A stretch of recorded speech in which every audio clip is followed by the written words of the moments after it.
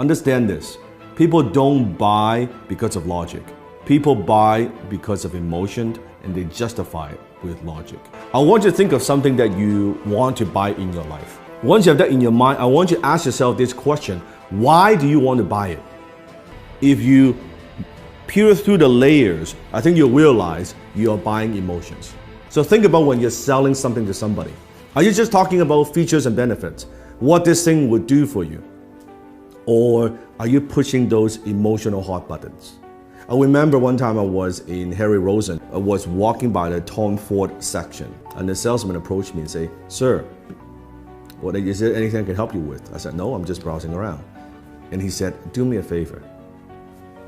Put this suit on." I said, "All right." I put it on. He said, "How do you feel?" "Well, it feels pretty good." He said, "Sir, are you a fan of James Bond?" I was like, "Who isn't a fan of James Bond?" Like, duh.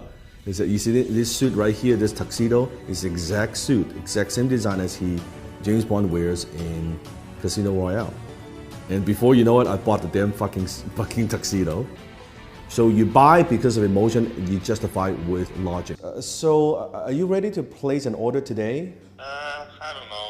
I'll think about it. How many times in your life when you're on a closing call in a meeting and your prospects say to you, I want to think about it, or send me some more information?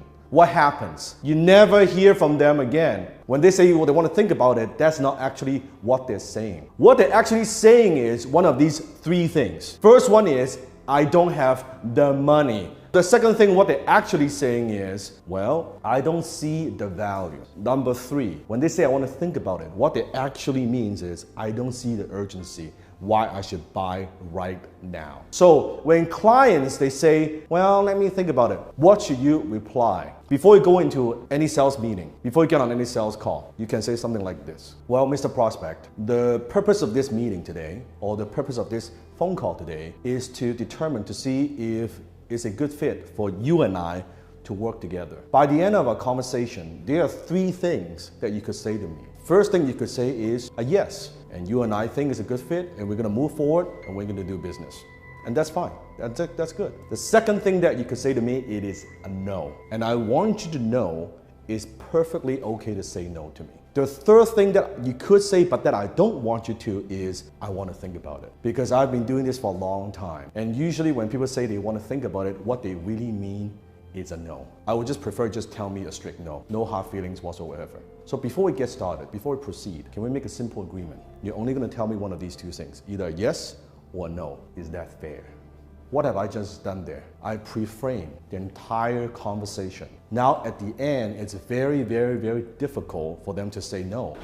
Actually, just 1 second, just a moment. Sure. You gotta go. Yeah. What's going on? Yeah, he's pretty close on closing. He just says the price is too high. He's shocked that it's actually $50,000 for a day. Okay.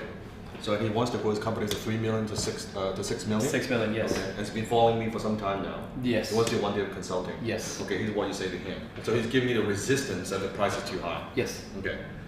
Ask him the question, put the responsibility back to him. Okay. So number one, you say, is it a question of price, is it a question of value? So ask him that question, let him talk, he'll say value. Got it. And then the second thing you would say is, well, there are a lot of people who are a lot cheaper than Dan. A lot of different options. Why didn't you go with them? Yes. Why are we talking on the phone today? Yes. So circle back to that, to his needs, his pain point. The pain point is when it goes from 3 to 6. Yes. And then you ask him the question, why do you think people pay Dan that kind of money? So we don't justify the value, let him justify his own value. Okay. And number three, last, you say to him, if Dan, let's pretend, hypothetical, Dan is the man that could get from 3 to 6 million, does it really matter if he charges you $50,000 or even $75,000, even give it $100,000? Does it really matter? Yes. Are you looking for price, a cheap price, or looking for results? But we gotta go. We don't need to be needy. Okay. Just lay out the terms. If he wants it, good. If you can tell me if it's not a good fit, it's not within his budget, it's not comfortable, it's okay to say no. Oh, that's golden. Thank you. You got it? Yes. Okay. On it. Okay. If you're closing on the telephone right now, if you're getting any social media inquiries or people contact you or they email you, they want to find out more information, here's what you want to do. You want to get them to call you instead of you calling them. When you call them, you are the salesperson. But when they call you, you are the expert. The most powerful 3 words in sales is this: I don't know. But what happens is, when you talk too much, when you know everything, you lose control. Whoever asks the questions controls the conversation.